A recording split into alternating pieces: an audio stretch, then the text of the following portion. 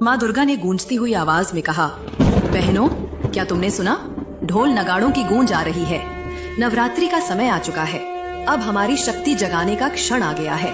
तभी शैलपुत्री मुस्कुराई और बोली, हाँ, ये वही समय है जब भक्त हमें पुकारते हैं और मैं उन्हें धैर्य और स्थिरता का आशीर्वाद देती हूँ।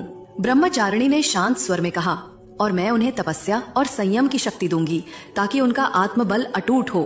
चंद्र घंटा ने गंभीर स्वर में कहा, मैं अपने अर्धचंद्र और अपनी घंटी की ध्वनि से हर भय और अंधकार को मिटा दूंगी। कूष्मांडा ने हंसते हुए कहा, और मैं उन्हें याद दिलाऊंगी कि सृष्टि की शुरुआत मेरी मुस्कान से हुई थी। मेरी साधना से जीवन में ऊर्जा और समृद्धि आती है। स्कंद माता ने कोमल स्वर में कहा, मैं परिवार में सुख और शांति का आशीर्वाद दूंगी, जैसे मैं अपने पुत्र कार्तिकेय की रक्षा करती हूँ। कात्यायनी ने दृढ़ स्वर में कहा, और मैं उन्हें साहस और विजय का वरदान दूंगी। जो मुझे पूजता है उसके जीवन से हर बाधा दूर हो जाती है। कालरात्रि ने गूंजते स्वर में कहा, मैं भले भयानक दिखूं, पर भक्तों के लिए मैं ही सबसे मंगलकारी हूँ। मैं उनके शत्रुओं और भय का अंत कर दूंगी। महागौरी ने मधुर स्वर में कहा, मैं अपने श्वेत आभा से उनके पाप मिटाऊंगी और उनके जीवन में शुद्धता और शांति का प्रकाश भर दूंगी। और अंत में सिद्धिदात्री ने दिव्य स्वर में कहा, मैं उन्हें सभी सिद्धियां और मोक्ष का आशीर्वाद दूंगी, क्योंकि यही साधना का अंतिम लक्ष्य है। तभी सभी माताएं एक साथ बोली, हम हैं नवदुर्गा, हम ही शक्ति हैं। नवरात्रि केवल व्रत या उत्सव नहीं, ये अपने भीतर के असुरों से विजय पाने का अवसर है।